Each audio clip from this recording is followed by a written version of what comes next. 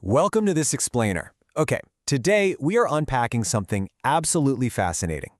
We're looking at a highly detailed, speculative military scenario known as Operation Sindoor.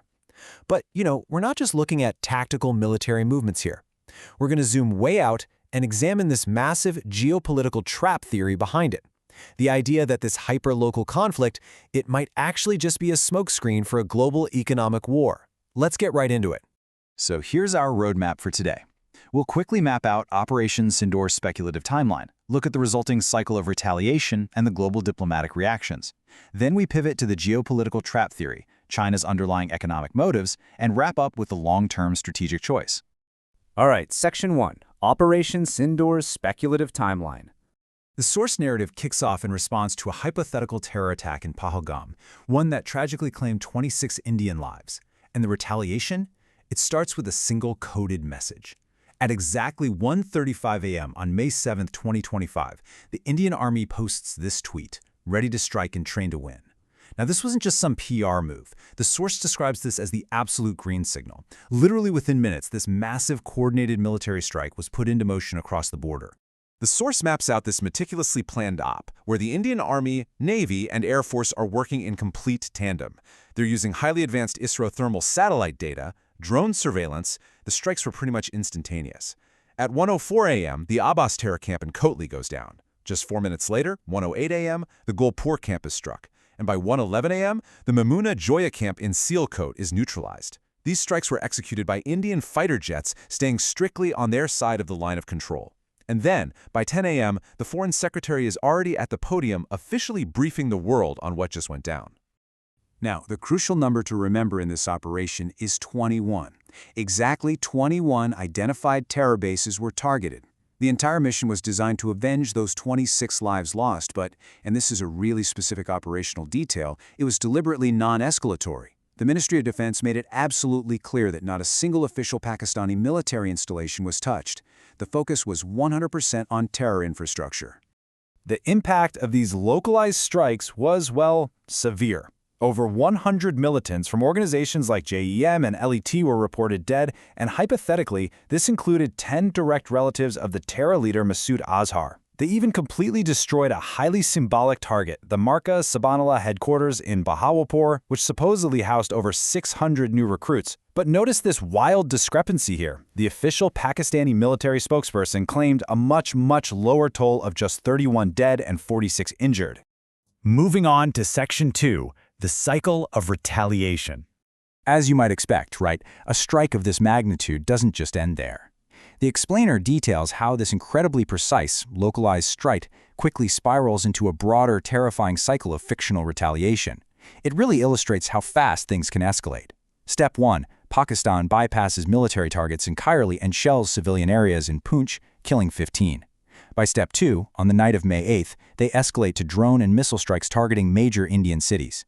Step 3 is where India's defense kicks into high gear. The S-400 anti-air systems intercept the threats, and the Air Force shoots down 3 Pakistani jets, actually capturing 2 pilots alive.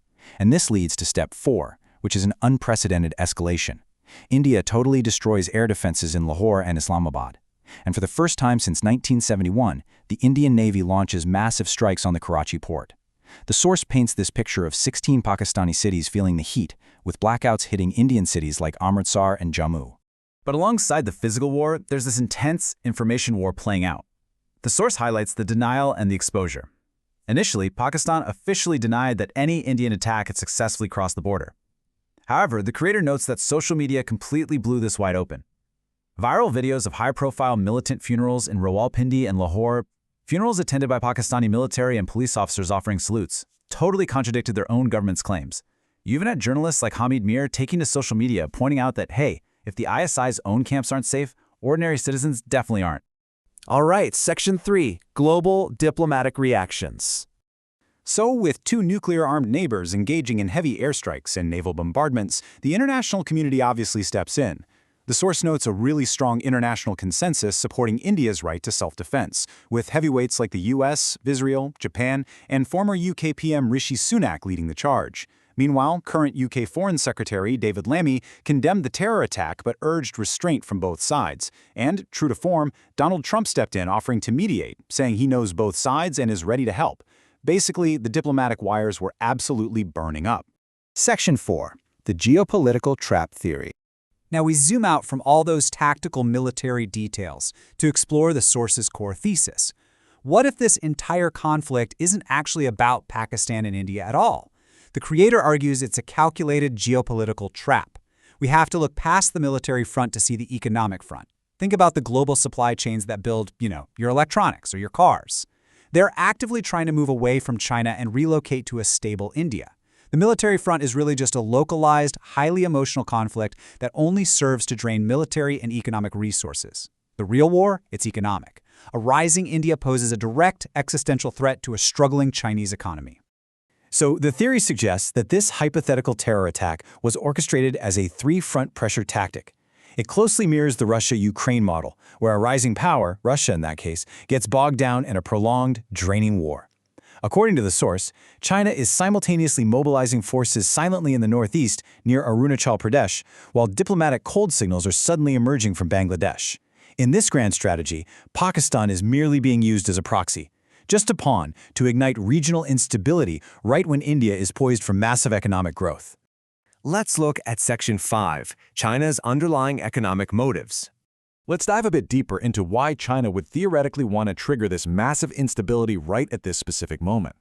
Well, it all comes down to the tariff squeeze. According to the source, China is currently experiencing one of its lowest economic points. Crippling U.S. tariffs are forcing massive American and global companies to pack up and leave China. They are desperately searching for a stable, lucrative Asian alternative. And right now, India is absolutely the most attractive, most stable option on the board. So if you're China, how do you stop foreign investors from moving to India? It's simple. You destroy the illusion of stability. The creator highlights that the trap relies heavily on internal political polarization in India. By triggering emotional, nationalistic responses through terror attacks, TV anchors, and social media influencers end up pushing the nation toward a war narrative. If India gets dragged into a long, drawn-out conflict, it completely ruins its economic appeal to those fleeing Western companies. And the really tragic irony pointed out by the source? Pakistan is already economically ruined. As the creator puts it, you can't ruin what's already destroyed. Pakistan basically has nothing left to lose, making them the perfect, disposable proxy for China's economic defense. Finally, Section 6, the long-term strategic choice. The source finally pivots away from this immediate desire for revenge to what it believes should be India's overarching strategic goal, 30. The explainer emphasizes that for India to truly achieve global dominance and challenge its biggest rival, China, it needs 20 to 30 years of uninterrupted, laser-focused economic growth. Getting bogged down in a retaliatory war with a proxy state? That derails the plan entirely. The analysis brings up this uncomfortable but vital point, termed the Aksai-Chin reality. This source argues that while India frequently and easily threatens an already ruined Pakistan over territories like Kashmir, it currently lacks the immense economic and military power required to forcefully challenge China over grabbed territories like Aksai-Chin. True power isn't about striking a weak, collapsing neighbor. True power is building the sheer economic might required to literally stand toe-to-toe with global superpowers on the world stage.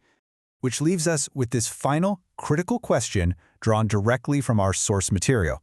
In the grand, complex geopolitical game playing out on the world stage, will India fall into the emotional trap of immediate, draining retaliation, or will it see through the smokescreen, avoid the proxy bait, and focus entirely on securing 30 years of strategic, uninterrupted economic dominance? I mean, is true victory found on the battlefield today or in the global economy of tomorrow? It is a fascinating perspective to consider.